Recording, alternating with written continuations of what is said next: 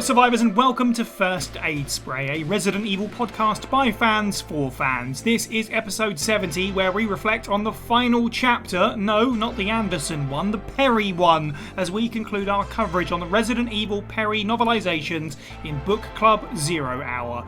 My name is Sai, and joining me on the panel this week, if he was a weird virus-infected hive mind pet and his owner got murdered by their collies and he took control of their body and became a bizarre new shape-shifting life form, what would the world do? It's Firebutton Steve Valance.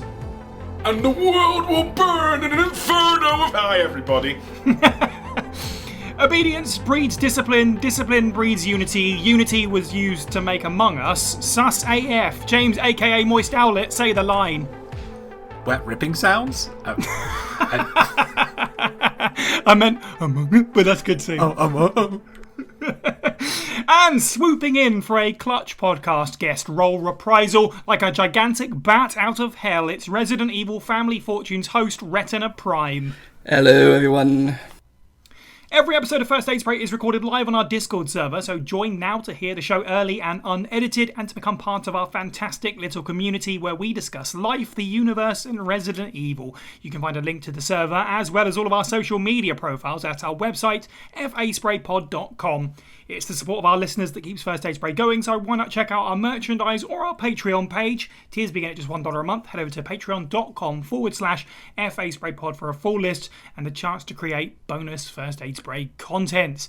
We've had one of those really busy months in terms of content, so let me run down a big old list of delicious First Aid Spray offerings that you can now partake in. If you're a Patreon, you've got early access to the latest episode of Tear Death Experience, where we sat down, we ranked save themes, wanted to do another music-oriented Tear Death Experience, so we ranked final boss themes, just the sort of mainline titles for now, but if it does well, maybe we'll do all the spin-offs and such. In terms of stuff that's fit for public consumption that's come out for everyone in the last few weeks, we have, speaking of music, the latest episode of Now That's What I Call Survival Horror with Steve's top 10 tracks from Resident Evil Revelations 2, our bonus episode on the classic sort of pseudo survival horror, pseudo RPG, Parasite Eve. That was a great time. We have new episodes out of A Moment of Relief. The latest one is Resident Evil themed, so we sat down for an hour and talked about which Resident Evil game do we think should get a remake next, if any at all. Also, we dropped the long-awaited, it's been Patreon exclusive for a long time now, but with the lead up to Death Island, we thought it was time to drop the full audio commentary for Welcome to Raccoon City that we did back just after release. So if you're feeling a rewatch of the film, you can put that alongside it and listen to Kelsey, Steve and Sherwin give their thoughts on the movie. And slightly different one, Aliens Dark Descent review, put together entirely by James, kind of came out of nowhere. We love a little bit of surprise content like that. So if you're interested in the recent Aliens game, sort of RTS experience, go check out what James thought of it over on our YouTube channel. It's also worth plugging here as well. Retina just dropped a video that we star in. We talked about it a little while back, but the first episode of Resident Evil Family Fortunes is out. It's Team First Aid Spray going up against Team RPD, featuring Matt RPD, who long First Aid Spray listeners will know as guest alumni. Retina, any clues on what's to come? Any spicy details on the future of that show? Just that we do have another 6 teams ready to play. We will have another episode hopefully soon, depending on obviously editing schedules and that. And I'm hoping, this isn't a promise yet, but I'm hoping if I can figure it out, I will try do the final live. But that is not a promise at this point, but I'll see what I can do. Yes, that sounds like a nightmare in itself. But yeah, I'm really looking forward to the rest of it. And everyone here again, check out Retina's channel if you haven't before in the description of this podcast. Go give him a subscribe and watch the rest of those episodes as they come out, because, you know, not only are we a part of Family Fortunes, but you'll also see a bunch of names that you'll know from the Resident Evil online community and also just from being guests on First Aid Spray, because we have them all in. That's everything from us, I think. Steve, would you like to take us into the news, please?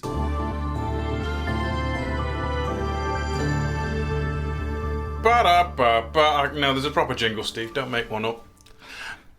Our first story. Capcom are discussing the future expansion of the series, which may include remakes of non-numbered titles. So to give this a bit more context, a recent general shareholder meeting Q&A Capcom was asked if they plan to continue, and I quote, providing high-end visual remakes of only the main numbered entries in the Resident Evil series, therefore implying the likes of Code Veronica, obviously, and, Survivor. Capcom's response was carrying out discussions regarding the future expansions of the series so it can be enjoyed by a wider audience. So they didn't confirm or deny. It's a nice sitting on the fence, of course, response, which is probably what you were destined to get. James, any thoughts on this? Do you think we're going to get a CV remake? Yeah, I think it's off the tables. We'll get Outbreak, the Outbreak one, right? Because it's Outbreak File 1 and 2, and they don't want numbers on there. That's a really bad dad joke, by the way. So just in case nobody got that. That's terrible. Terrible. But yeah, I hope since doing the podcast for Outbreak recently as well, I actually Code Veronica was actually up there as like the top one, but now I want Outbreak more than I want Code Veronica.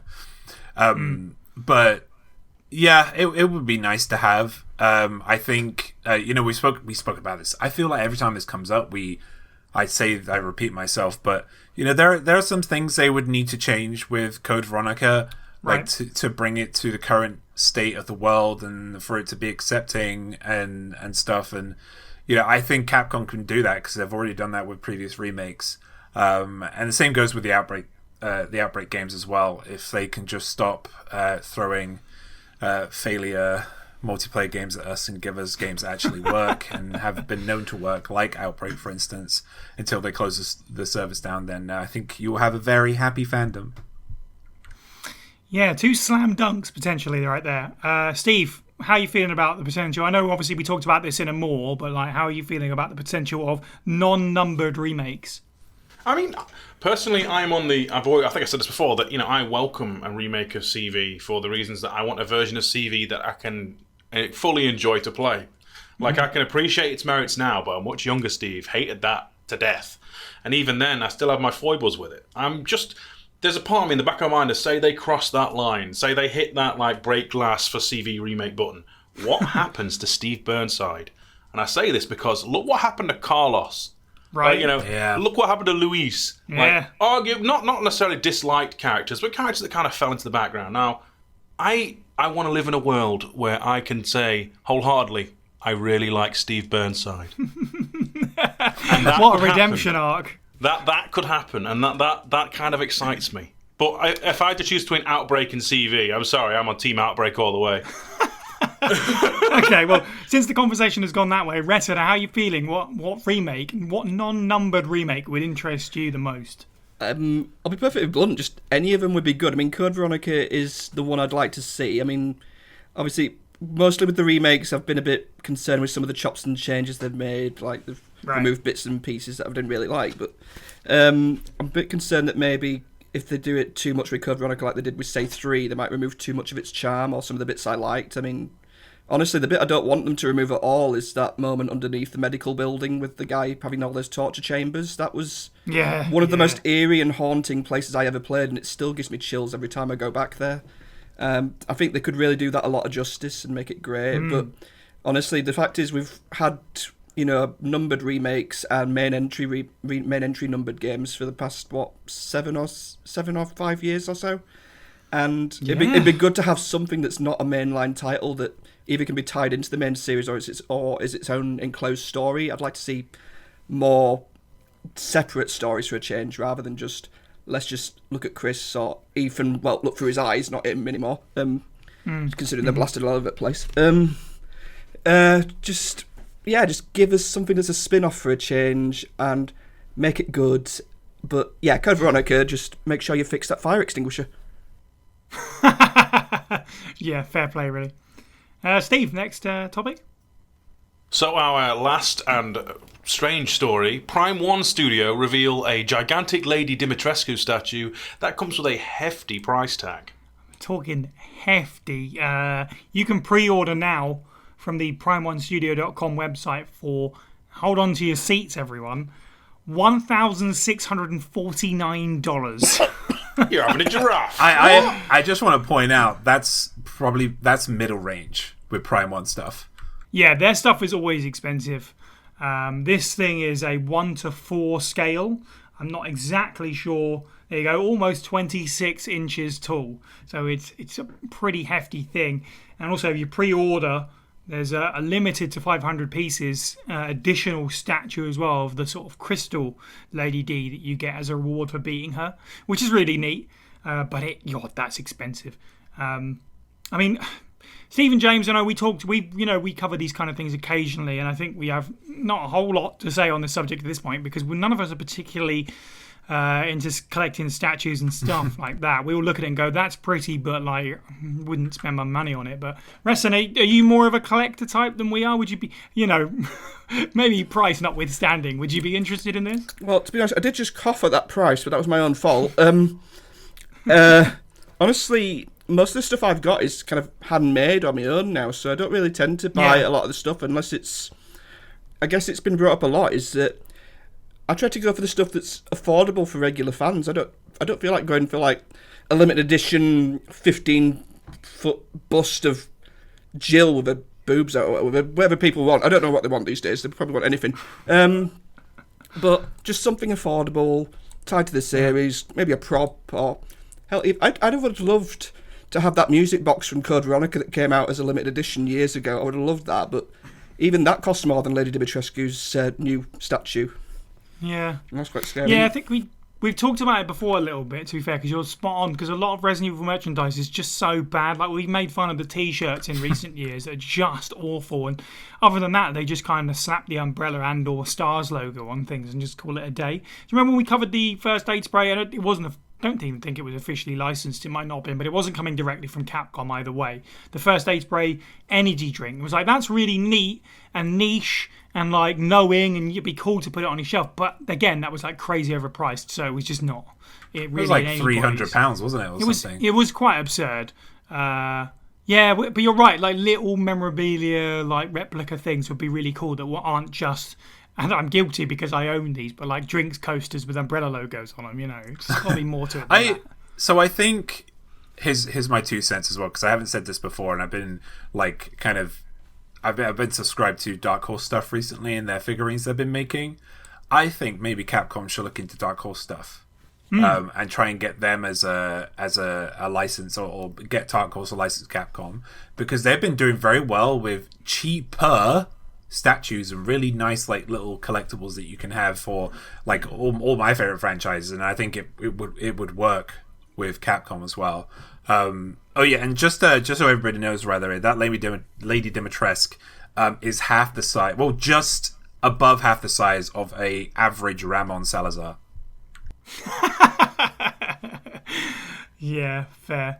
I mean, to be fair, when it comes to Dark Horse or anybody, you know what Capcom's like. Dark Horse just need to look at them and Capcom will be begging for some kind of collaboration, because they'll work with anyone. And that's not a bad thing by any means. They're happy to collaborate with whoever. Yeah. So, potential's there. They lost like so much recently through Disney. So, yeah, they're definitely going to be wanting to get anything at the moment. Yeah. Capcom's got a good catalogue of recognisable characters. So, yeah, who knows? Steve, any thoughts on miniature gigantic Lady D? I mean, it's neat. Like, I think it looks kind of cool, but also I'd never afford that. That's a sizable chunk of real world Steve's pay packet right there. Like, on the subject of wider collectibles, though, like I would love to live in a world where I could deck out an office filled with stuff. I've got to be honest. Like, but I feel like had this been one of the Fly Witches, I know there's at least one member of our Discord server who probably would have broken their bank. I believe Cassandra. But no, in general speaking, I think it's cool this exists. I personally, Lady D wasn't for me. I probably want to go for something a bit more freaky, like, Moreau, or maybe even Mecha Heisenberg or Miranda. But, I appreciate that she is a standalone character who has, like, fans outside of Resident Evil, so that's probably going to be a big draw. True. Yeah. I also want to point out as well, because we're talking about Yellow Gem Ecto in chat right now, right? And fan of the channel who loves, but we were talking about it. There's enough Lady Dimitrescu out there, There's enough of her. We don't need any more, right? And there are so many more interesting, cool designs in Resident Evil Village than Dimitrescu. Yeah. Like, Steve, we brought up as well, like the daughters, they are so cool and they're so unique, each one of them. They have so many details. And you said got Moreau as well. Even Heisenberg as well with his final form would have been dope. Right. I did have a look at that Prime one, like a closer look at it. We can, we're valid in saying it. We can cry about, the price and stuff. But when you have a look at that, you can see why it's that price. Oh yeah, it looks incredible for sure. It's incredible. Yeah, it's fantastic, but it's a lot. Will it have lore? Will it have extra lore pamphlets that are now canon? No, it's not a gun, so no. Oh, thank goodness. Yeah, like, you can sort of see why it's oversaturated, because she is so popular. You have to sort of see it and be like, yeah, of course that's the character they picked. That's the character that everybody's going to pick when they do merch for this game. I agree that it's a shame. Eventually, it will run out eventually, when they stop doing village stuff, by the time RE9 comes around or whatever. Like, she'll only have this sort of level of popularity up to a certain point, because she's only going to be starring in Village. Yeah, spoiler alert. There is actually there is a concept that there is actually a Nightmare Fuel scenario, which is, what if they decide to make a statuette of the Beneviento baby? I'm talking like it comes with I'm talking it comes with a slime pack you put all over it. I feel like I'm having more flashbacks just talking about this. Better yet, it's like that singing fish you used to have as a kid. You walk past it and you hear, I was waiting for something like that. That is the perfect point to end the news on. Thank you. And now, reading excerpts from SD Perry's Resident Evil 0 Hour novel, Michael Young, who you can follow on Twitter @Cosblade. Rebecca spun toward the sound, aiming the flashlight at 9mm at the shrub. The light caught the last of the movement, the leaves still shaking, the beam from her flashlight trembling along with them. She took a step closer, swallowing dryly, counting backward from 10. Whatever it was gone now. A raccoon is all. Or maybe someone's dog got loose. She looked at her watch, sure that it must be time to head back, and saw that she'd been on her own for just over 5 minutes. She hadn't seen or heard anyone else since she'd walked away from the helicopter. It was as though everyone else had fallen off the face of the earth. Or I have, she thought darkly, lowering the handgun slightly, turning to check her position. She'd been heading roughly southwest from the landing point. She'd continue on a few more minutes, then Rebecca blinked, surprised to see a metal wall beneath the flashlight's beam not 10 meters away. She played the light across the surface, saw windows, a door, a train, she breathed, frowning slightly. It seemed like she remembered something about a track up here. Umbrella, the pharmaceutical corporation, had a private line that ran from Latham to Raccoon City, didn't they? She wasn't too certain on the history. She wasn't a local, but she was pretty sure the company had been founded in Raccoon. Umbrella's headquarters had moved off to Europe some time ago, but they still owned practically the entire town. So what's it doing sitting up here, dead in the woods at this time of night? Okay, well, it's taken a long time, but we've arrived at the finale of the Perryverse. I have a strangely nostalgic memory for sitting in a garden in the bright sunshine reading the first novel for Book Club Episode 1. And now here we are, several years later. The weather is nasty, but we've done it, guys. We've done the whole Perryverse. So we're going to talk about the final book in the series, which is, of course, 0 Hour. Returns right back to where we began, Resident Evil 0. This was published in October 2004, October 26th, I believe, the first edition, which is odd for a few reasons, because that's quite a significant jump of nearly 4 years since the last book, Code Veronica. But I don't know, I would suppose personally that is maybe because Capcom felt that there was no need to novelise something like Outbreak or something like Dead Aim, because they are spin-off games, so maybe they thought there'd be less interest. But what is extra odd is that this book comes out, 2 years after the game did, which is a bit strange. Perry has said in interviews that she had some discussions with other parties about more novelizations, but Capcom didn't give it the go-ahead, so this is almost certainly where things end for the Perryverse, because it's been 19 years or so, nearly 19 years, since the release of this book, so this will almost certainly be the last one we ever read. So, we've all given our backstory in terms of our first introductions to the Perryverse, the SD Perry novels. But Ratty, you're new to book club, so what's your history with the SD Perry novels? How did you come across them? How were you introduced to them? Have you read them before? Yeah, I discovered them by accident through eBay back in, it must be 2006, when I discovered the Umbrella Conspiracy and City of the Dead, so I thought I'd go in book order, and I got as far as Nemesis, but I didn't actually read the SD Perry kind of made up ones like Underworld and Caliban Cove, and I only just read Zero properly over the last weekend as well, so I'm kind of a bit all over the place, but I've kind of grown with the books and I've kind of collected them over the last 10 years or so, and I've finally got them all, but I'm trying to work my way through them. Yeah. So I'm kind of a bit random, so I've gone, just like my gameplay order, I've gone 1, 2, 3, 0, and whatever's left that I've got to do still. Well, at least, as you say, you've covered the ones that adapt games, so that is something. It's a weird thing, like with many things. First Aid Spray, and I've said this before, like I've owned them for a long time, but I've sort of dipped in and out. So the beauty of the podcast is that reading them for the first time in a lot of cases. That is absolutely true of Zero Hour. I think I started it a little while ago, but didn't get very far. So this is my first time reading it. James, is obviously your first time reading it. Steve, any prior thoughts on Zero Hour before now, or more of the same? Honestly, more of the same. Yeah, Steve got him in a bundle back when he was wee young. I kind of...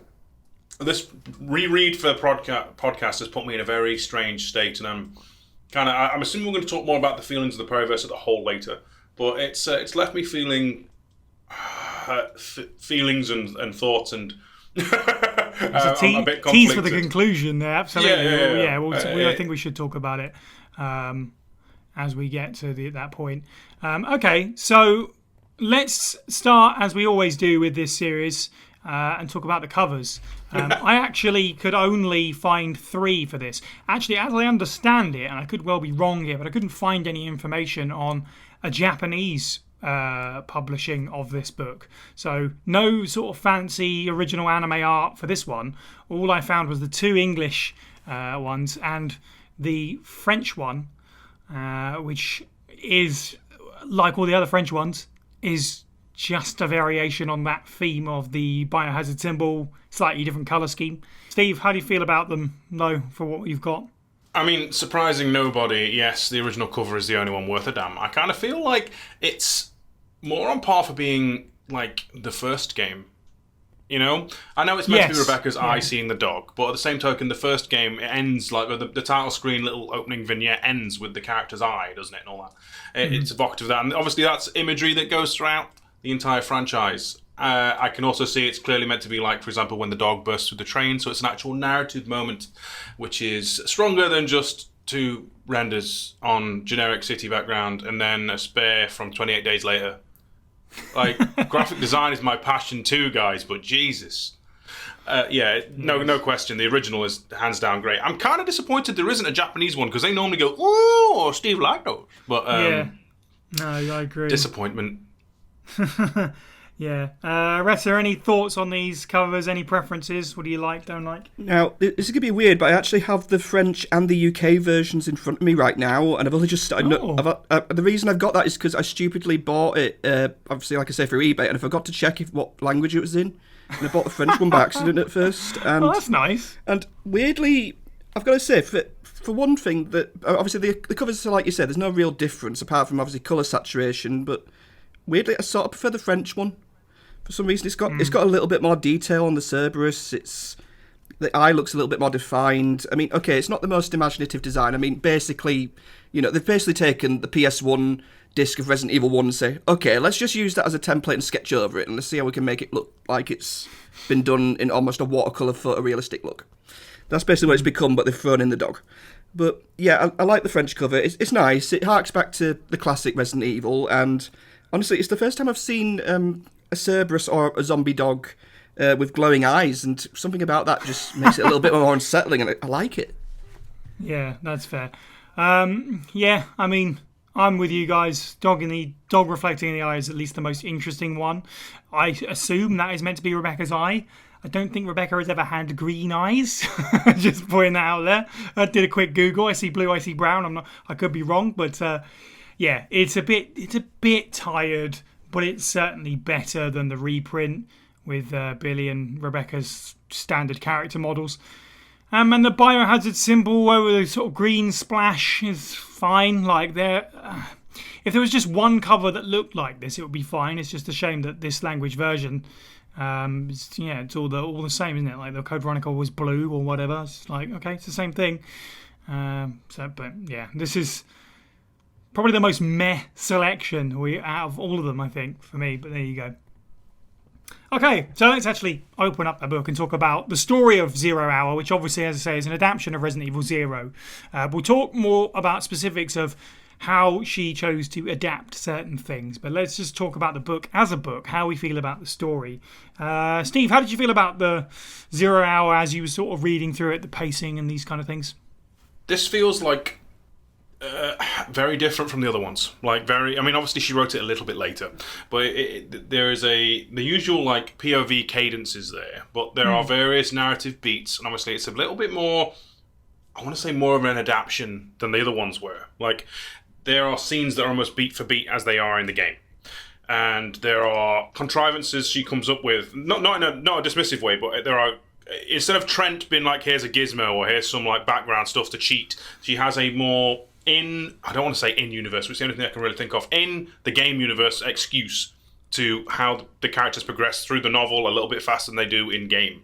And I was kind of enjoying how she did that as the novel plays out. It's strange, though, because obviously it being meant to be a quote-unquote origin story, and it feels like we don't really get anything more than what the game gives us. Not really. And in that regard, it's a bit of a shame.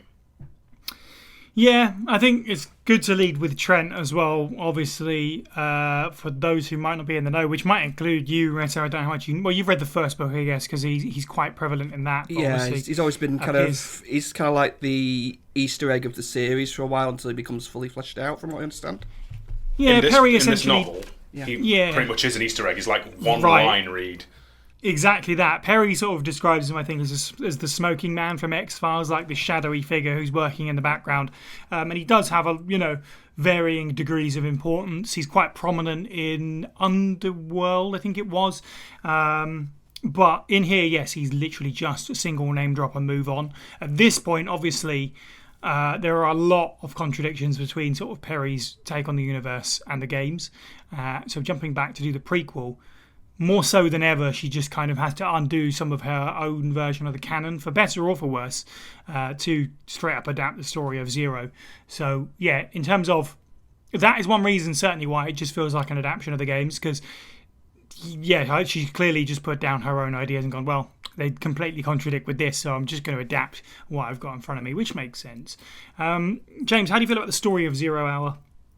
It makes me sad, like, overall, because especially since this is the last book from SD Perry in Resident Evil, and not just because of the nostalgia and reading it all with everybody here, but also because we were introduced to some characters that I really liked, and they persisted.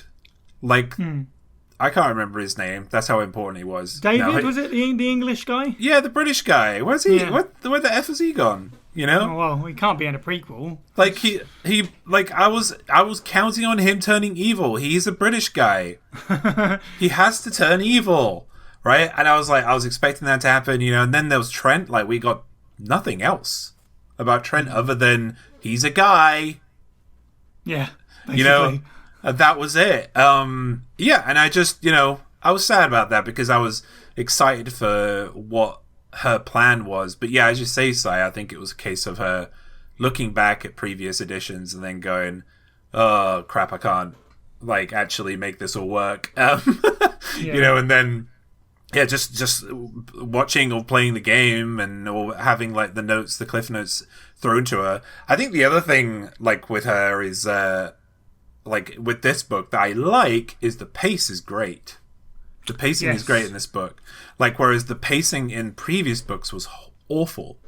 Other than the first few, where the pacing was good because she was following she seemed to have more time. Maybe she had more time with this book. I'm not sure, but yeah, we got to kind of middle ground with these books, and the pacing of the story was so fast. But then we got to this one, and everything slowed down. Like, it was really nice to settle in and like feel these characters, like and the scenes we're in. I'm not actually, because I have a terrible memory, especially for Resident Evil 0, because there are only certain bits that really stand out in that game for me. So in the book, it was the same thing. There are only certain bits that really stood out for me. And I can talk about those certain bits if you want, because they were parts of the story. Yeah, sure. Like, standout things for me, like in terms, because I know this is kind of adaptation actually, but yeah, there was some scenes that just felt way better in the book than they did in the game. But there were certain scenes that were way better in the game than they were in the book. And that's not to say any of those scenes were bad, because they weren't. I think the only one that I disliked in the game was the very end with the fight with James Marcus and everything, and his transformations and stuff. And yeah, in the book, I was much more invested, like in what happened there. The other thing that they changed, that well, not changed, but the other thing she built on as well was the amount of story she gave Wesker and Birkin, which I really loved. It was nice. It's like I was watching. It was like I'm watching Pinky and the Brain. You know, that's what it felt like every time. Like the chapter would change. Yeah, yeah. Every time. Which one's with the brain and which one's Pinky, James? Oh, I don't know. I can't remember. I've got to say that he's Pinky, isn't he? Yeah, it's too panicky to be the brain. I that's the thing though, right? Because Pinky has elements of Birkin and Wesker at the same time. But does that make Marcus Lowry? Sorry, the brain does. Sorry, not Pinky. The brain. Well, the brain is clearly Wesker because he wants to take over the world. Birkin already. But anyway, we are way off topic. Yeah. But anyway, that's what I felt. It was cool to go back to them and learn more about them and kind of their, especially with their roots as well. They were talking about how, like, it was mentioned several times that they were like, the top of their class essentially in Umbrella School. That's what I put down in my notes. And you got a bit more detail there with James Marcus too. That I like those origins that were built, because in the game I don't think that was built enough. And again, this is more adaptation, so I can be skipped on adaptation. But yeah, fair. That's fair. There's a lot of things on there that absolutely, like, I agree with completely. In terms of the final fight, not to rush to the end of the book, but I agree I was way more invested in that, and part of that is to do with the pacing. I think it was Code Veronica where I had a real issue with the way that book speeds up at the end. You've got like chapters that are like half a page long and stuff. Like, it just really, really hurried towards the end. Whereas you're right, the pacing for this felt really right, because I was really worried. Because about a third of the way through, and the Stinger was dead, and I was like, wow, we're a third of the way from the book, and they're not even off the train yet. But the pacing was just perfect from that. Like, we don't need a rundown of every room and every puzzle. You're right, we need the high points, we need the boss fights, we need this and that. With Birkin and Wesker, I actually, and for a few reasons, I found myself, I haven't played Zero in a very long time as well, that's one reason. I found myself watching the cutscenes afterwards to see what she'd changed and how it compared. I did the same thing. And there was a lot of Wesker and Birkin sort of, well, there's several times it sort of flashes to them, and I was like, oh, I actually forgot about this entirely, so that was nice. But in terms of their backstory in the game, and markers and stuff like that, in terms of the story in Zero is in the files. So that kind of, that's where it starts to fall down. I've got some positive things to say when we get there, but like in terms of story here, this is really just a run from A to B. Like, there's very little story in this book, which is representative of the fact that Zero's most interesting thing is its files. Like, there's not, unlike other books in the series, where there's a lot of stuff going on in the RE2 novelization, because there's a lot of stuff going on in RE2. And even with RE3, and it probably had more to do with the number of perspectives that were being cast on everything. I felt like more was going on there, even though that's meant to be a bit of a runner-gunner, whereas this did just feel like, well, let's get from A to B and get out. It could have done with a bit more of mystery to it to unwrap, sort of more focus on the Umbrella. Steve, like you said, some more focus on the backstory of stuff, and Rebecca and Billy trying to figure out Marcus, rather than just, oh, I read a file and it told me this for the viewer's sake, which is a bit of a shame, but there you go. Retina, how did you feel about the story of Zero Hour? I obviously, this was my first time properly reading it over the last few days, and my only real exposure has been on like Umbrella Conspiracy and all that. And I found that initially it was good. It was a good pace. Enjoyed it throughout. Only real thing I'd say is when it came to like the big encounters, like say the Proto-Tyrant or the Bat or the giant centipede or whatever, it played like a boss rush. I felt like I was watching a streamer just trying to speed run through Zero sometimes, because I felt like I'd read a couple of sentences and suddenly, oh no, they've run away from the boss. Hang on, that's never an option. You can't run. I'm locked. Yeah. I'm locked in a room every time. I want to get out and I'm not allowed. Why is SD Perry allowed to piss off? To be fair, she also has a character shoot locks out of doors, so... Yeah, I mean, I did see that at one point and I thought, finally someone's making that suggestion. Why don't we shoot the door? I love it. Yeah, I love the fact that they actually did say, can't we shoot that? Say, well, no, okay. Then just move on, get back to the puzzly elements that we like. But overall, I think the pacing was really good. There was some great moments I enjoyed, though. And one of them, weirdly, was from the final moment with the Queen Leech. And it wasn't the actual fight, it was the build-up to it, and the way that Perry described how Marcus was losing control just before he got taken over. How that he'd lost control of his own children, basically. He'd lost it. He can't control them anymore. They take over in a rage. That's the reason I love these books, though. That's that kind of aspect you don't really get in the games. You see a sense of losing control from being infected or not understanding how their virus works or whatever, or they just have a bit of hubris. But in this case, it's like, I want to calmly deal with this and I wanted to kill him in my own way, but those around me just want to be like, you know what, just murder him, I don't care, we're taking you over, you're not having a chance to control me anymore. That kind of aspect was a great bit of the book that I really enjoyed. But overall, I really like this one. It was a great book, but it did feel like I said, that it did read like a speed run at times, and it felt like it was difficult to keep up with what was being read, but then I was kind of, speed reading it really quickly just for this as well, so it was... Probably need to reread it again at my own pace and just take it in properly. Yeah, I get you about that. We've talked about the combat stuff before in this, and I think it's just the nature of... Otherwise, the book just sort of really would slow down if it has to be a bit more of a meticulous firefight every time. But a lot of the combat encounters really breeze by. It's very rare that they run from something. You're right, that's super unique. But I like sort of her own sort of spins and stuff like that, certainly. But in terms of combat encounters, I actually really... A lot of the time I can just be like, okay, it died in like 2 paragraphs, moving on. But the confrontation with the Stinger felt really good. It was written in such an imposing way. She really sells it here, talking about stuff like the burn of the gunpowder on Billy's hand, how he stumbles to load the gun as he's moving backwards.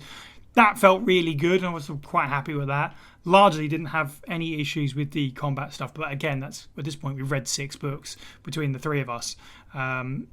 So maybe I'm used to sort of like the pacing of that, because at first that really throws you off how quickly things sort of get dispatched and moved on from. In terms of that sort of final scene, and this is sort of moving into adaptation now, yeah, fair play to her for sort of really understanding the Queen Leech, I think, because a lot of people don't understand what's going on with Zero's plot. I don't blame them, because it's, it's mad. But yeah, by that point... Well, by the entire plot of the game, it's not really James Marcus, is it? It's just a bunch of leeches that have got their own sort of cognition, and they've got Marcus's memories. They think they're Marcus or whatever. It's his dead body's long gone. Some of his consciousness just happens to be in there.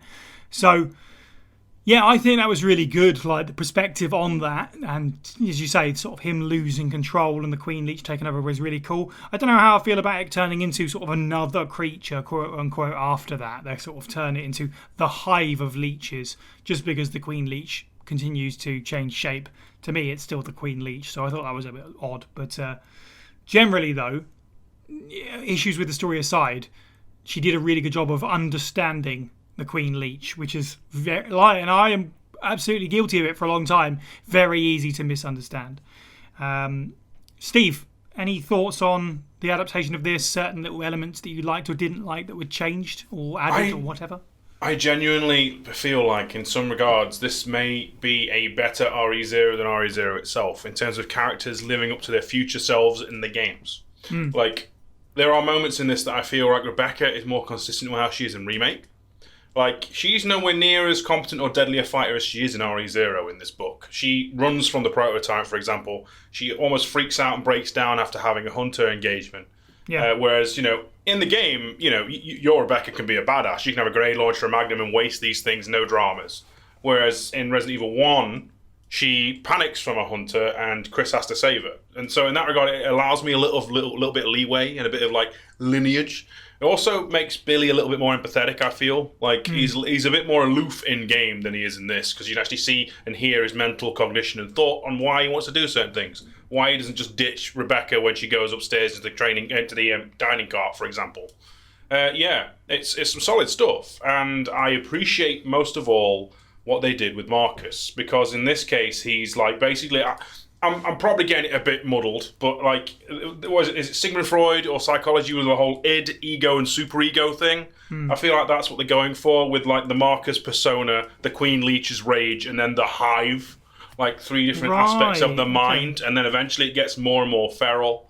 The reptile brain of the leeches basically makes them all go kill, kill, kill, and then even the Queen can't control it, and they just literally all want to kill them, because there's even the Machiavellian scheming of the Queen Leech or Marcus, however you want to see him, first off, because they're sort of assisting Billy and Rebecca until Billy takes their Leech man out. Yeah. They're basically speedrunning the game for him, solving a few puzzles, and then they go too far and go where Marcus slash the Queen Leech doesn't want them to go, and they progressively get more and more basically mad with them.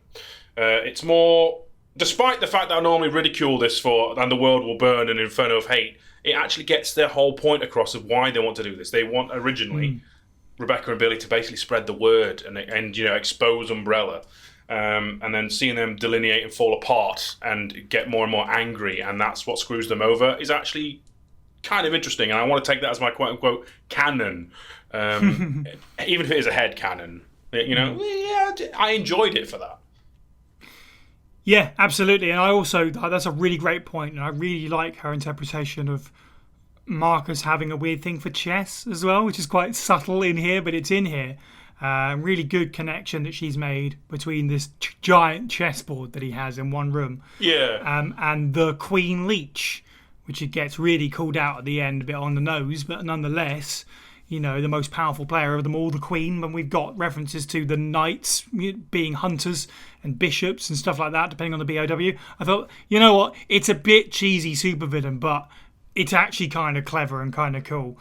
There's a bunch of stuff like that, to be fair, that I was pretty surprised and happy with. Like the fact they go into the basement and deal with the Eliminators before fighting Centurion. I don't even know, can you do that in the game? I didn't even know. But for pacing-wise, it really works.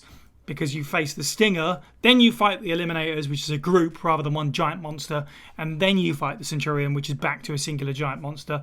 And also, I'm really glad that they didn't put Rebecca in jeopardy again, because she gets attacked by the monkeys and then doesn't get attacked by the centipede in the same way. So, because that really would have killed her character off. It's okay in the video game because it's broken up by your gameplay where, as you say, you're toting around with a shotgun and whatever and doing potentially cool things. In the book, it would have really made her seem weak. So I'm really glad that she clearly recognised that and didn't go for it.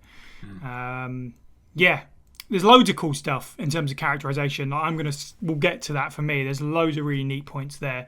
But also, Kenneth J. Sullivan's nickname is Sully. And that's canon now as far as I'm yes. concerned. I love that. James, any thoughts on adaptation? I already said it in my story section. Because again, there's this book. Steve said at the beginning, there is a lot of. I actually made a tweet about it earlier on. I felt like I was playing the game as I was reading it, and this has been a common thing with the SD Perry books. So that you can't really add much to what is already known. But the book does an incredible job of adapting the story to a story I can understand. Because when I read it, when I played the game, I had no idea what the heck was happening with Marcus.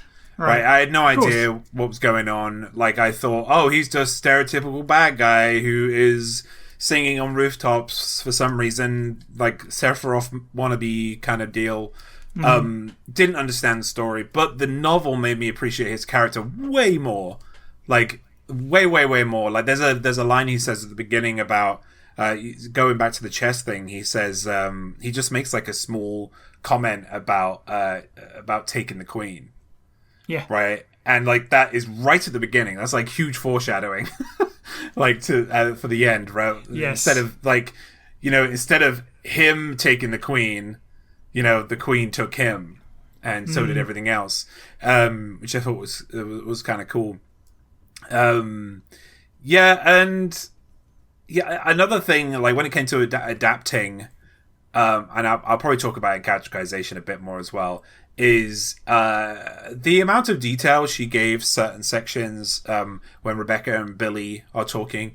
Now, there's one thing I much to most of the internet's chagrin, I really like Rebecca and Billy's interactions in this game because I see a lot of redemption, like in Billy, because he starts off as this like kind of butthead, and then like he slowly turns into this actual hero, but in the game, it just kind of happens. There is like some lines of dialogue, but in the book, you get a little bit more detail in that. With that, there's some iffy lines, like the weird. There was like a line about male, female, something. Oh yeah, I had enough to deal with without the male, female thing. That was a weird line, Billy. Yeah. All right, but like it just didn't really fit. I appreciate what the line was trying to say, but it just could have been said better.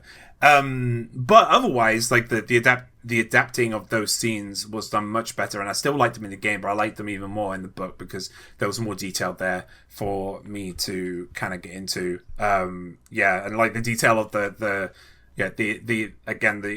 expansion and exploration of the betrayal as well, that you got mostly through Marcus's eyes, or what Marcus was saying. While it was so cool because again in the game I didn't really get this at all, right? But you have Pinky and the Brain doing their thing, like looking at the cameras going, they're just like being evil, right? And then Marcus is going, like he has a completely different agenda and they don't even know Marcus is around. Yeah. Right. I thought that was really cool because like normally, Wesker knows everything typically about what's going on, and he had no idea about Marcus until he popped up and said his whole line and then showed up on the map, and then there was a second one on the camera, and then there was a second one of him, and they're like, it's fun to see villain surprised. Yeah. Right. And like in the game and in the book, you were seeing that quite a lot. Like with all the villains in this book as well. You got some expansion on Spencer as well here too. And like this book really drove into you how much of a butthead all these people were. They were just really bad, evil people. This book really wanted to kind of pound that into you, and I think she did a great job doing that. Yeah, for sure. Reston, how do you feel about it as an adaptation of Resident Evil 0? Are you happy with how it handled the game? Yeah, it felt like when I was reading it, I could see in my mind's eye every single bit, regardless. It didn't feel like anything was different in some areas. It just felt like I could see myself playing that exact way they would play it. The way they were moving around, the way they were finding stuff, the way they were finding files and all that. I could see it beat for beat. I could feel the atmosphere. I could hear all the background noise and all that. It was absolutely great. It probably does capture the game really well, I think. It does it extremely well. But, you mentioned earlier that, obviously, this book tends to drive home how evil, obviously, Wesker, Birkin, Marcus and all that are. But it even goes further with making out that even the lower people, the ones that are nameless in the games, the subordinates and all that, even they are quite nasty. There's in the early part, there's a character, I believe, called Nyberg, who talks about the everyday goings on of Umbrella, and even talks about how there's a drug that was administered to a girl, a little girl at one point, and apparently one of its side effects was that she, I think she ended up getting blinded or something, and then they were talking about how the department's going to have to pay them off and all this, and that just drives home that it's not just the bioweapon stuff that's evil, which is the big thing, but even the smaller stuff that Umbrella does is just nasty and, evil corporate kind of let's use hush money to keep everyone quiet routine, not just murder architects that make us a mansion in the middle of a forest and all that. They even their everyday stuff is really nasty, and to see that kind of detail thrown in it's a great bit of world building. I really liked that kind of those extra bits they threw in. Also, I mean, just to hark back to the little nickname that Kenneth had, Sully, all I could think of was Monsters Inc. I'm sorry, I couldn't. Of course. All I could think of was him just running around just shouting boo from a closet. It's probably not a good look to have. That's probably why he got wound up getting bit, let's be honest. Probably didn't. That's probably why they banned the name in the game. Yeah, but overall, it's, even the interactions between Wesker and Birkin, they were probably my highlight of the whole book. I mean, we get a sense of what they're like in the games, and obviously we get some great voice acting, some great moments in the game. In the book, they obviously go a bit further and they start going through their mental processes. Obviously, Birkin's panicking about, do these guys know about G yet? They can't possibly know. Are they going to come after me yet? So he's got that paranoia and anxiety. And then you've got the polar opposite with Wesker, who's calm, cool, collected. He knows what's coming. He knows what he's going to be doing next. He's going to, betray Stars. He knows that Bravo team are already screwed. They've got no chance. And he knows Alpha team are going to be next in the meat grinder. But then you get him even starting to have thoughts about Birkin, how he performs, and thinking like he's a bit pathetic. And even at one point, there's a line, I think, where it says, I actually feel sorry for his daughter. Or if he feels sorry about Sherry not having her parents around, saying that the mother's just obsessed with whatever William's doing. And obviously William's so obsessed and so paranoid, even he doesn't notice about his own family. And the fact that Wesker even felt a little bit of pity for someone else, that's a bit of an unusual trait. But then it was before he got his little virus top up at the end of Resident Evil as well. It was really great. I love those little additions. And then there was a moment near the end that just kind of made me laugh. Just the idea that, Billy and Rebecca have just finished, they've got out, they've escaped, and then suddenly Billy just scratches his wrist and his handcuff randomly falls off. That just made me laugh. I'm probably thinking it should be like a subliminal thing. You're thinking, oh, that's got deeper meaning, it means he's finally free or whatever. I couldn't help but laugh that all it took was an itch on his arm. He's been complaining from the start about how can I get this handcuff off. All he had to do was scratch his wrist. Magic button. Yeah, just like the most itchy Houdini ever. It was. Amazing. I couldn't help but laugh at that line. That was just the funniest thing I read in the whole book. The creature that pulled itself up and out of the rubble was like nothing Rebecca had ever seen before. It stood up near the top of the debris pile, raised its arms as though stretching, allowing her a clear look at it, making her mouth go dry, her palms sweat. She had a sudden, desperate urge to go to the bathroom. It was humanoid. Human almost in that it had the facial features of a man, except no man glowed so pale, its hairless skin, its body a luminous near white. No man had claws that extended almost the length of his arms, the talons curved and shining like steel knives, longer on the right hand than on the left. The thick ropes of its veins were visible through its skin, masses of red and white tissue humped over its huge shoulders across its massive chest, clusters of blood-red sores liberally scattered over its 3-meter-tall body, and much of its lower face had been ripped away, revealing a bleeding, flesh-and-bone grin, which it turned to Rebecca now, snicking its talons as though greatly anticipating their meeting. The creature looked down at her, its impossible grin seeming to widen slightly. She could hear it breathing, a harsh, rasping sound, could actually see the pump of its strange, pulsing heart only partly shielded by its ribcage. Barely aware that she'd raised the shotgun, Rebecca fired. Okay, well, we're really driving into characters now, which is awesome, because that's next. And you guys have all said some really fantastic stuff. And I'm going to go above and beyond with this one, because I have a bit of a bold statement to come right out of the gate with. It's definitely been, Steve, you sort of alluded to that Rebecca in this is just great in terms of her point of view. She's written as being quite confident, but also completely unsure of herself at the same time, especially when she's getting on the train. She's constantly thinking about maybe now is the time to turn around and then go, hang on, I'll be made fun of.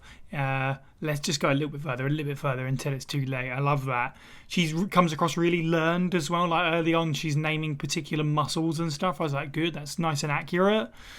But then when the panic sets in, it's so perfect, and she winds up, weighing up all the potential choices and going with her gut and stuff like this. Just feels right. And her interactions with Billy, again, I think Billy in the game is my preference. I like him being a bit more aloof and stuff like that. I kind of have a bit of edge to him, if you like. In this, he's a little bit too soft. By the end of the book, he's a bit like Rebecca too. But in terms of their interactions, are really, really good. That whole section is some of her best writing, where Billy saves Rebecca and they have the conversation about his past and stuff like that. And Billy has this sort of relief that he did a good deed. It's just like this wonderful moment. All of that melting pot together, my grand statement is, in terms of your best interpretation of Rebecca Chambers across the entire series, I think this is it. I think it's in this book. This might be my favourite Rebecca we've ever gotten. So props to S.D. Perry, because I was very impressed, and yeah, it really made me want to see Rebecca in the series a bunch more than I already did. I was like, this is such a good character. Once you get that kind of point of view insight, it's just not been given enough to do. James, how do you feel about characters in the book? I know we talked about it a little bit, but any more? Yeah, of course I do. You know what this game's about. You know what I'm going to talk about. I completely agree with you. This, though, I am going to fight back a little bit, but in a good, positive way.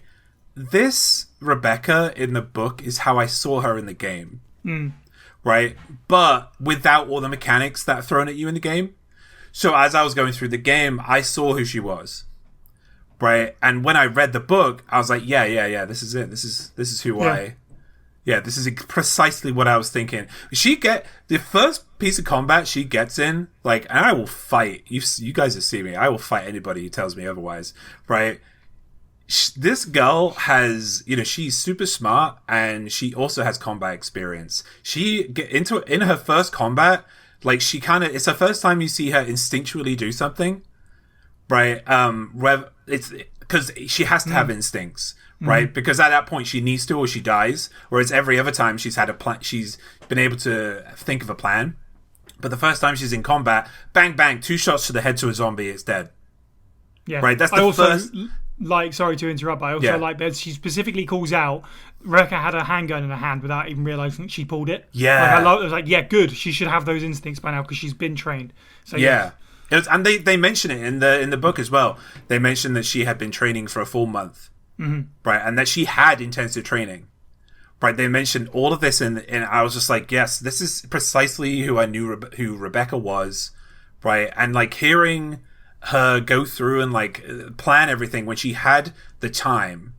I think if Marcus wasn't on their side for a bit, I think they would have been done for, right? Yeah. But she had the time to think of a plan, and she had so many cool plans, and she was constantly making them up. It was like watching the opposite version of Wesker. It was because Wesker is the one who's behind the camera and is always thinking of the plans, and he's trying to crap on everybody. Meanwhile, she is the exact opposite of him, right? It was so cool to see her without even knowing she is, fighting back against her boss essentially, right? She was doing it so well. I always in the video game, when it comes to her character in the video game, again I'll repeat it, I always saw it's a video game, of course she's going to be a little bit, she's going to have a grenade launcher and a rocket and a bloody shotgun, and I always thought that's not a big deal to me, right? But this is the quintessential Rebecca in this novel, and I want to see more of that. I want to see that in a game at some point. But enough about her. I don't like that character. I feel like Billy was muted in this. I There were some lines I felt that were way better delivered in the game for Billy than they were in the book. It might be because, I don't know, maybe I had a different voice for Billy, or I was just like completely standing for Rebecca and I completely forgot Billy was there, which also might have been it. But yeah, he was muted. He also had his moments, but he didn't shine as much as Rebecca did. He was basically either the guard dog or the person she would say, yeah, go fetch the thing, you know. I'm mother here, go get the thing. I need to do things, you know, I'm the brain here. And it was cool to see, but I would have, because I like Billy. I like him as a character. I think it's actually a tragedy that he hasn't come back, but we know Capcom and then bringing back old characters, they just don't like doing it. There was like again between those two. I said it earlier, but there were some moments where the book did it better, but there were other moments when the game did it better too. Like, I don't know why, but when Rebecca finally realized that Billy didn't kill that village, and he was framed for it, I feel like that was better delivered in the game than it was in the book. Delivery was better in the game. The aftermath was, you know, because she slowly kind of warmed up to him. I like the moment where she had a smile on her face, and then he looked at her, made a joke, and then she went, "Wait a second, you're a criminal." Yeah. You don't really see that much in the game. You do see it once or twice, but she does it quite a few times in the novel. And it was nice to see. I'll let everybody else talk about the villains, because I've already spoken about them. I absolutely love the villains in this and how much they were explored by S.D. Perry. But yeah, Rebecca Chambers, this is quintessential Rebecca Chambers, and it makes me miss her more. I'm good. I'm glad to have my opinion backed up by the #1 Rebecca Chambers fan. So that's Thank you, at least. Thank you for that. Retta, any thoughts on the characters that we haven't really gone over? I guess I haven't really talked much about Rebecca and Billy either, so I'll cover Rebecca a little bit and try and go through the others if I can. But with Rebecca, obviously the thing is she's 18. She's been trained, intensely for about a month or so. She's been with Stars a short while. She's obviously at the first points you kind of get the feeling that obviously she's a bit timid, I'd say, and a bit reluctant, a bit reluctant to kind of go back to her teammates to think, oh, maybe I've kind of screwed up here, but I don't want to look a fool by saying I've screwed up. And weirdly, that weirdly applies to my job. But also, that's the weird thing. I kind of relate more to Rebecca in this than anything, because she does mirror what I'm like in a way, and that is quite scary. And I never thought that I'd ever say that about a character from Resident Evil. I was hoping that it'd be Jill Valentine, kind of badass, always wanting a sandwich. But in general, Rebecca I enjoyed a lot. You could tell she got progressively more confident. I mean, she got even to the point where she finally reunites with Enrico and basically says, look, no, I need to keep going. I need to find Billy. If that had been Rebecca at the beginning, she would have just listened to him and just left him, or just been like, what, it's not our responsibility. That obviously the experience is going to harden her and make us realise, what, I've got to stand what I believe, and I believe Billy needs my help. She wouldn't have done that in the first 20 pages of the book at least. And then obviously with Billy, coming back to him, like Alex said, he is a little bit muted in this, and he didn't really stand out for me as much. The one time I did find he stood out for me was very early in the book, actually. It was when he was looking for a weapon, and I think there was a point where he said internally in his mind, he was like, what, I need a gun to protect myself, but I refuse to kill, because he'd always seen enough death at being in the army and that, and obviously he'd only shoot zombies in this case, but there was a point where he was like, enough killing, I've had enough. It was almost like a pacifist kind of moment with him, and it was kind of good to hear that mindset. It wasn't going to be like, yeah, I've got a gun, now I can blast some things, but it was good to hear that kind of switch. And obviously the other thing I think that's been mentioned before is his kind of conclusion and his way he handled his being framed and that being revealed to Rebecca. That felt a bit downplayed, and it did feel better in the game. But to be fair, what I remember of that scene in the games, it's ended up becoming a blur between the version of the original cutscene from Zero and then the version of that cutscene from Umbrella Chronicles. I can't seem to tell the difference between the two anymore. It's kind of merged into one. Yeah. So that's become almost like an amalgamation, like a pile of leeches. The How happens when you get so many retellings? They all kind of meld together. It's basically, my mind is like the timeline from Legend of Zelda. I don't know what's real and what isn't anymore. It was great. Billy and Rebecca were fantastic. Obviously Billy a bit muted. Wesker and Birkin enjoyed a great deal. I've kind of covered them enough. Marcus though was probably the one big one I really enjoyed. His not just him being like, I want revenge, but the way they kind of described the way he took it as a personal insult when any extension of him was attacked. So when his liegemen were attacked, there was a deep-seated rage, which was obviously come from the Hive Collective, or the Queen Leech was feeling it personally. Hearing that from the book and hearing it from his thought process was brilliant. I liked that, because you don't really get anyone who cares for their minions. I mean, you didn't get Dr. No, obviously, crying over a guy who's been shot by James Bond, or you didn't get Thanos getting off that, Ebony Maw's just been shot out of an airlock. No emotion. To see that Marcus Queen Leech has got that kind of connection and is like, what have you done to my children? That was a great moment. I enjoyed that. I mean, obviously, he just wants revenge and he wants to get revenge on Umbrella, but to see that kind of emotional connection to his own minions was great. Cool. Steve, any more thoughts on the characters? I mean, Rebecca's always been, I feel like she's always been SD Perry's favourite character. I think that is factually Caliban accurate. Cove and various other things. She is very as much attached to this character in any form of media she's in. And she definitely does Rebecca justice here. I would still argue that if I had to pick my perfect favourite Rebecca, it still is like plain RE0 Rebecca with Reva De Paula doing the voice and all that. Personal biases. It's like everyone wants Alison Court to be Claire Redfield, etc., etc. But this is a damn pretty good adaptation, and like I said, it definitely feels more in continuity with how Rebecca is portrayed in the games later on. She's also it feels like Dear Rebecca is due like a proper outing, not to go completely tangential, but and it's kind of sating that need for me a little. We haven't seen Rebecca in anything new in a while, so reading this book again felt, oh, that was nice. Billy. And I know we seem to see the panel feel he's a bit muted. I kind of like his inner thought processes, especially like the whole. I did say this earlier, where he's sounding way up, whether he ditches Rebecca on the train and then he hears gunshots and decides to stay. Yeah. Stuff like that I thought was really good. Although I can appreciate that the vocal delivery, like everyone else said, of the reveal that Billy did not in fact murder 23 people. Yeah, but the standout's got to be Marcus / Queen Leech / the Hive. The mindset, and this is a character I did not hold any value for in the game, but the way they've been reportrayed and this aspect, I will take away from me now the idea that when I hurt a Leechman, it's hurting Sephiroth himself. I'm on board with that. I love that idea, and the fact that the ending confrontation isn't so much I'm going to assume in a weird wobbly form and have revenge, but rather everything's got a bit out of control and the conscious mind has been subsumed.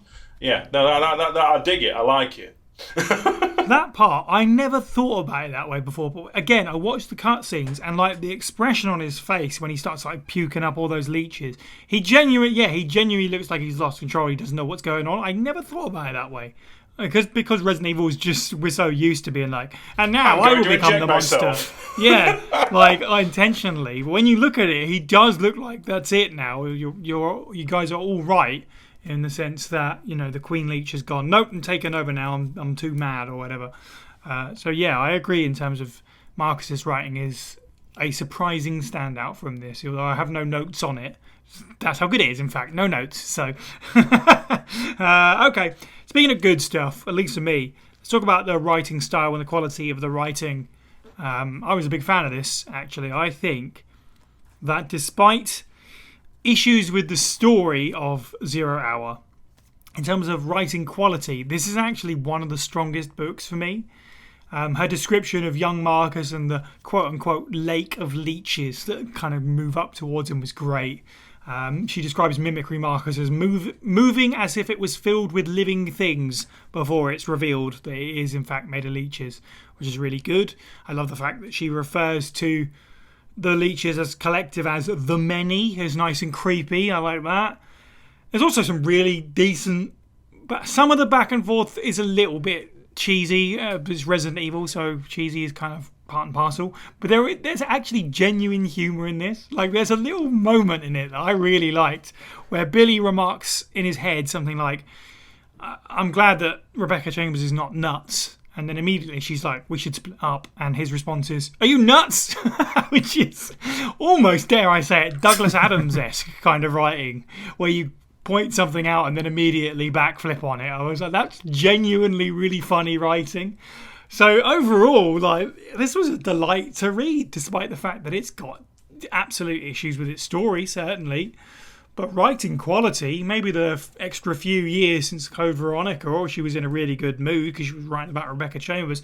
Either way, this one really shines for me. Retina, how did you feel about S.D. Perry's writing quality? Because obviously we've talked about it a lot over the course of the series, but how do you feel about her as a writer? I really enjoy her writing style a lot. I mean, for me, I think this is probably just down to the pace I was reading it, but I was losing the points at whose perspective the story was being told from, but I think it's because most of the books I've read are always told from one perspective and it's not suddenly jumping, but that's more just me. But overall, I've always enjoyed S.D. Perry's books. I've enjoyed, obviously, Umbrella Chronicles and City of the Dead, but 0 Hour, really, really enjoyed it. She's kept that very descriptive style that comes with whenever a zombie got shot, it made my stomach turn a little bit, and it was enough to kind of make me feel like, oh, this is really good descriptive writing, but not so much that it puts me off, like when I read Clive Barker once, and I could only read the prologue and I had to put it down.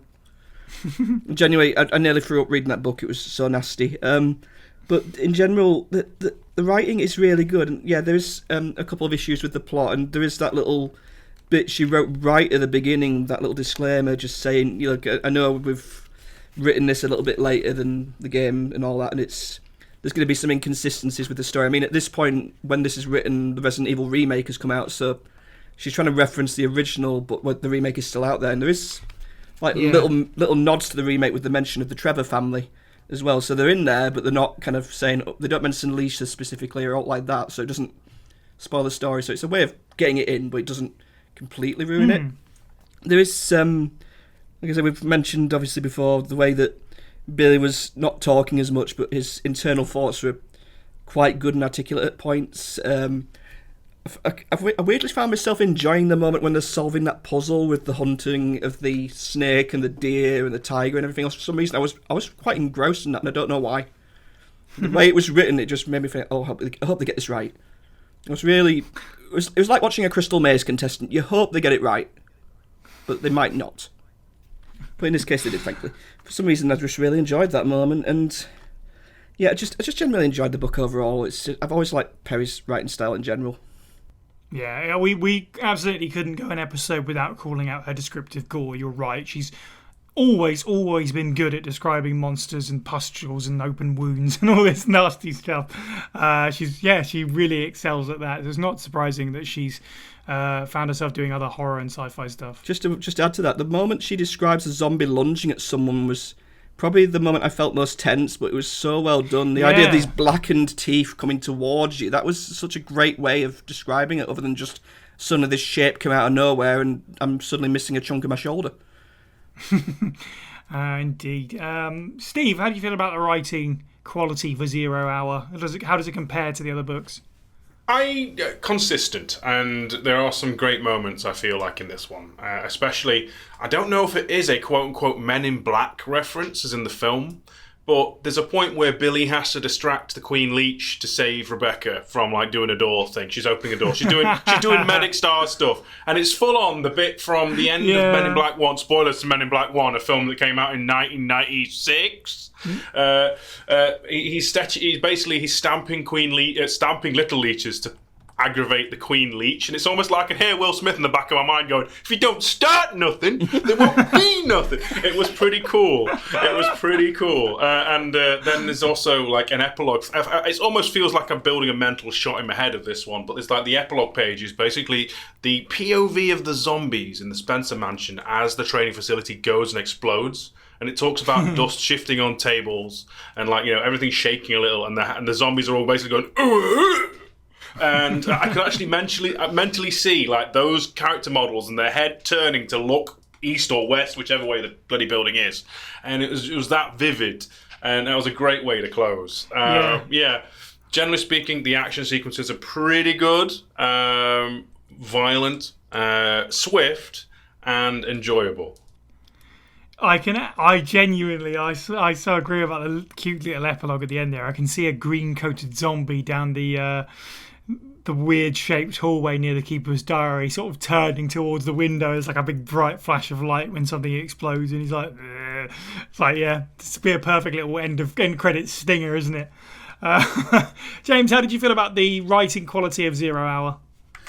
Forgetting, that I wanted all those characters back in because I wanted a conclusion for them as well. But yeah, maybe at the time, just talk about it a bit more. Maybe there was like some kind of like tie up with characters in gaming at the time, and they were going to be put into games at some point. And that's just a theory, though. Don't take my word for it. But like that's how these things tend to be, or it just might be been a case of hard not being.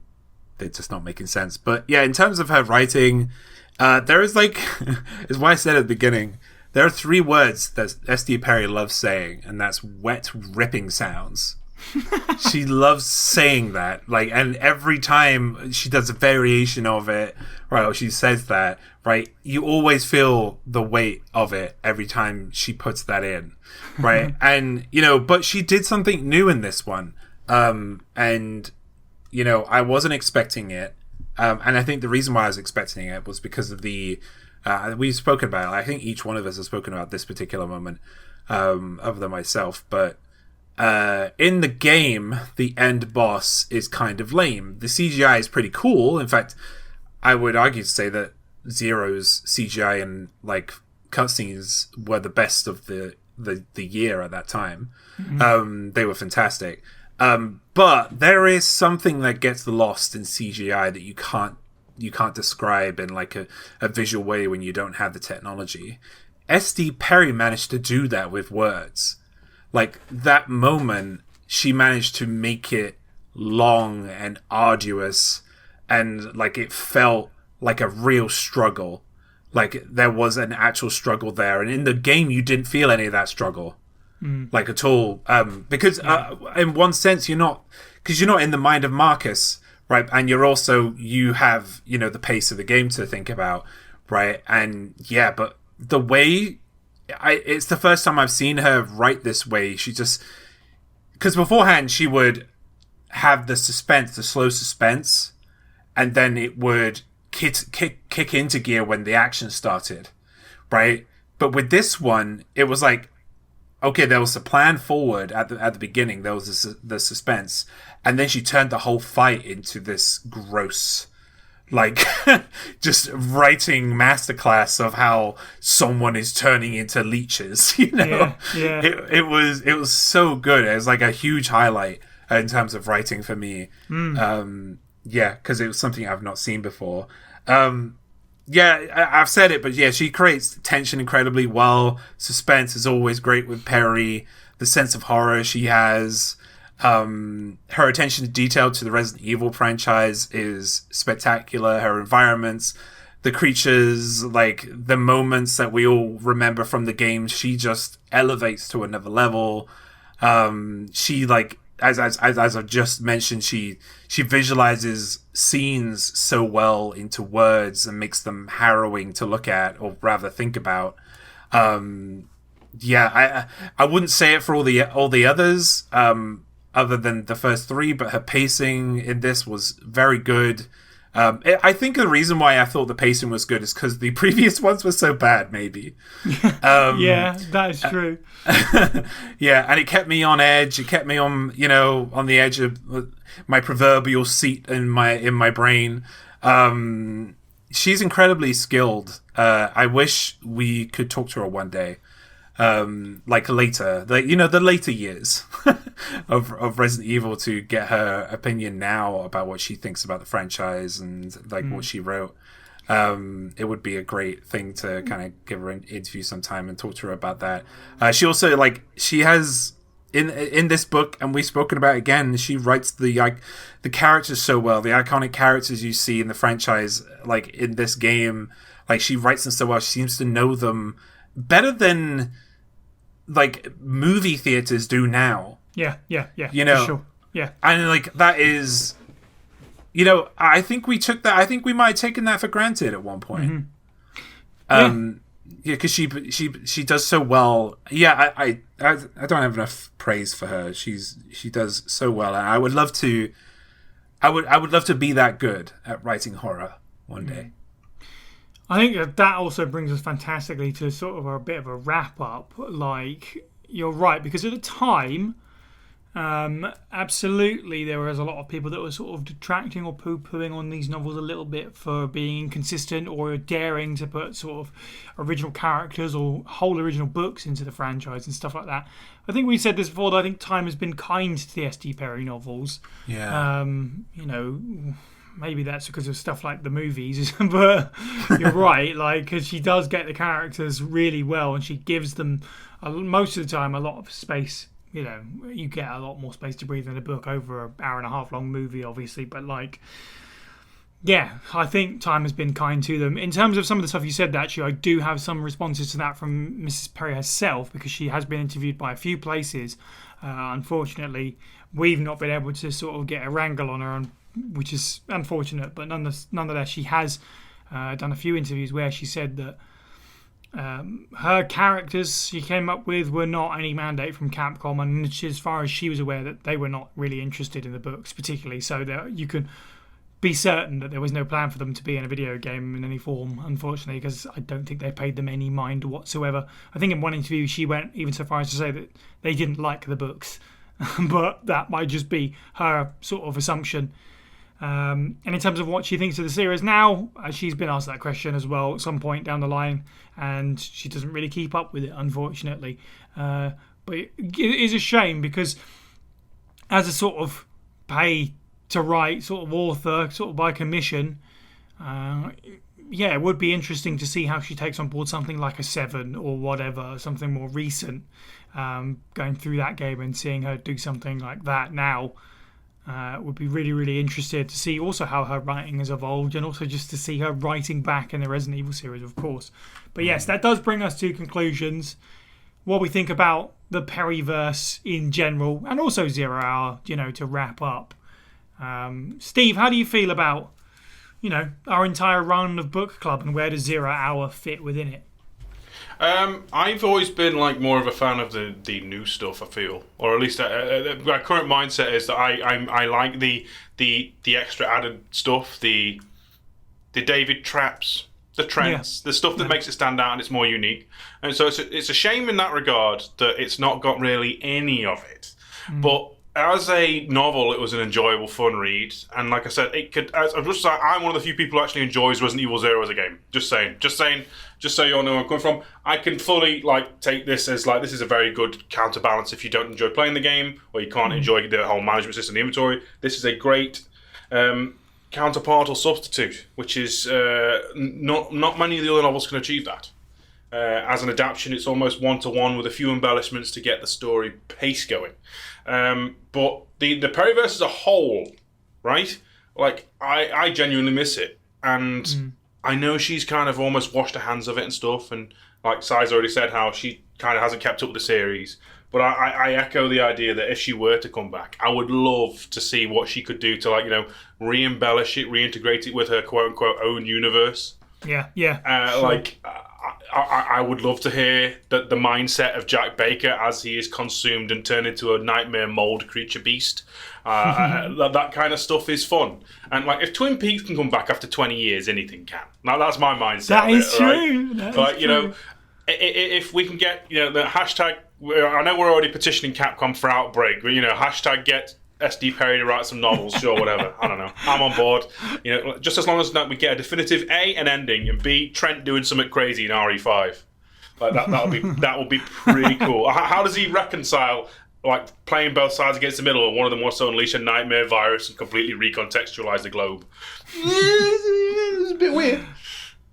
Yeah, you know, it's funny. We started off this episode when we were doing the news talking about remake Code Veronica, and there's petitions out there, I think, you know, to get a Code Veronica remake. No, scrap that. Petition SD Perry more Resident Evil novels. That's what we need.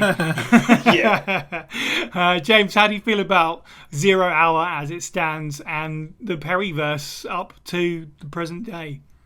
That's such a huge question, Si. I know. I did just say, I'm going to repeat though, like a lot of what I just said. It's, you know, she, with this Resident Evil, I'll talk about 0 Hour first. Like, she showcased the talent for like capturing the essence of the franchise in this, and she did it with previous books as well.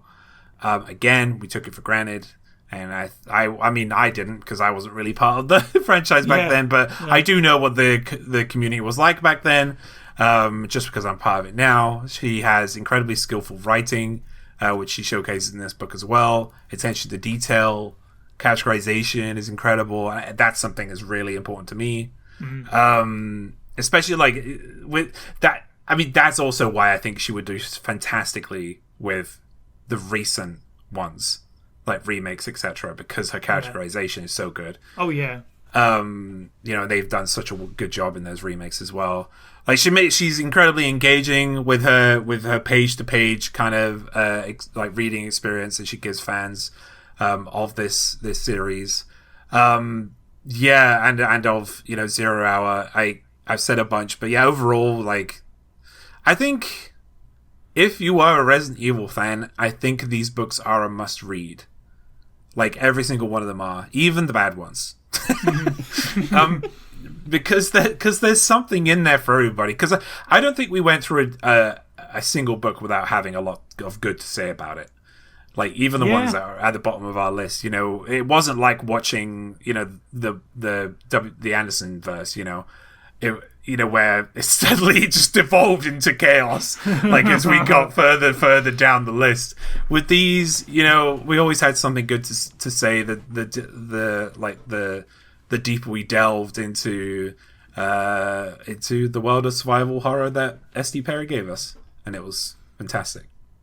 It's a really good point. I think we have all had a lot to say on all of them as we've gone. It's been a great series to do as well, because we've had a guest in every time. So, you know, we've had a variety of different opinions, but I think everyone has, as you said, had positive things to say about every book that they've talked about, really, which is nice. So, yeah, I'm a fan of the Perryverse, certainly at this point. I'm glad that we've read them all. It was a really enjoyable experience. 0 Hour sits at a weird spot for me because, as I say, there's a lot about this book that I like. There's a lot about it that arguably puts it right in sort of top tier for me. I think the writing is some of the best, be that descriptive, pacing, characters, all of these things are done really well. I think the story's a little bit lackluster. It is a shame that we aren't going to get any more from David Trapp and so on, and we couldn't get any in this. It did feel a little bit like she just specifically wanted to try and be true to the game this time, which ultimately, means the story is a little bit flat and a little bit too straightforward of an adaptation of all things as it goes. But still, regardless of that, it's still one of my favourites. Absolutely, I had a really fun time reading this, a really fun time with the series. Retina, what's your conclusion on? I know you haven't necessarily read all of them, at 0 Hour at least, and are you inspired to continue reading the books that you haven't read? Yeah, it's reading obviously 0 Hour and City of the Dead and Umbrella Chronicles that I've read so far. It's definitely inspired me to read more of the original ones like Caliban Cove and Underworld. I'm really looking forward to reading what those ones are like. I mean, when it comes to novelizations based on game franchises or film series or anything like that, there's very few that I've actually enjoyed a lot. I mean, obviously, I've enjoyed random ones, like the novelization of Revenge of the Sith was one of the best film novelizations I've ever read. And in this case, I think S.D. Perry's kind of novelizations of the Resident Evil series and her own take on it are one of the best game novelizations I've ever read. And I know that's quite a grand statement to make, considering how many different novelizations we've had of various game series. But I genuinely really enjoy her writing style, and it's making me excited to read the other books, and I'm going to be kind of binge reading them over the next few weeks and rereading them over and over. And in a way, I'm kind of sad that I didn't discover this sooner. I mean, technically, when 0 Hour came out, I was actually still in my early teens, so I should have had time to read it. And I've missed, what is it, near almost 20 years since this came out, and I've missed all that time to possibly read it. And what makes me even more sad is, like we've said, there's Perry's kind of motivation and reason to continue the series doesn't appear to be there. She's not really kept up with it, as said, but with the amount of different stories we've had, and we've had the soft reboot with Resident Evil 7, and we've had the remakes come out, the scope for her to start again and maybe even pick up from 7 or one of the others is there. It's just whether she's got the drive to do it. But this vision of her, I really want to see how she would take on Resident Evil 7, especially because, I mean, you're not just dealing with like the inner thoughts of, like, say, Ethan or Mia or Jack. You're also dealing with that conflicting voice in the background that's controlling all the mold monsters. You've got that. Yeah. We've got almost that dynamic, and it'd be a new thing that we've not seen in her novelizations, and that would be an exciting thing to see. And it's not going to happen, I think, but I'd love to see that. But I'm looking forward to reading the rest of her series. I think for what it's worth as well, to just add one last thing in, because I did, as I say, had a quick look through some interviews that she's done just before this, just to see if she mentioned anything about doing any further books. And I think she has said that she would be more than happy to do more if she was contacted to do them. It's not really on her, is it? It's kind of Capcom have to agree to do the license and do an adaptation and that kind of thing, and supply her with whatever she needs.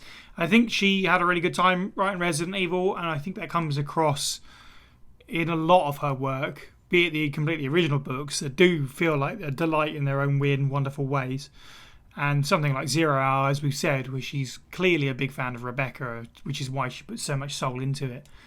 I think she'd be happy to come back to Resident Evil, but it's all kind of ball in Capcom's court, really, but there you go. Well, nothing else remains for me but to thank our contributors, our Patreons, and our listeners. Join the First Aid Spray Discord server to become part of our community and hear the show early and unedited. And don't forget to follow us on Twitter, Facebook, Instagram, YouTube, and more. All of these links and all of our content can be found at faspraypod.com. You can listen to the podcast on YouTube, Spotify, iTunes, and all good podcasting apps. And if you like what you hear, please do leave us a review where you can and spread the good word. Don't forget you can support the show by picking up some merch or at patreon.com/FASprayPod for as little as $1 a month. In our next episode, we jump from the library to the home cinema as we return to Film Club to give our first reactions to the brand new CGI production, Resident Evil Death Island. Thank you to the panel. You can follow all of the Pueblo people individually. I'm at Signiac_123. Steve is at FB Steve Was Taken. James is at Moist Owler OFF. And Retina is at Retina8719. And finally, thank you for listening and have a good week.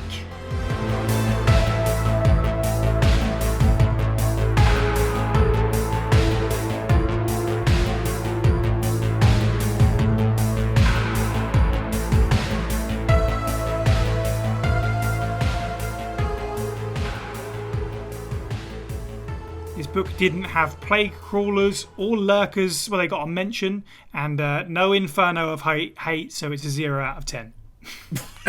That's a bar for Resident Evil 0, though, so it's all... Resident Evil 0 out of 10. Yeah, I mean, and that's the way some of the fandom look at it, right? Tell you what, though, worth noting as well, this can be in the bumper. This really made me want to play Resident Evil 0. I haven't played in ages, but it really made me want to play the game again, so... Yeah, So you're going to stream it for First Aid Plays, am I right? Nice, everybody? Nice plug. Plug it. Yeah. Tune in live at insert time here to see.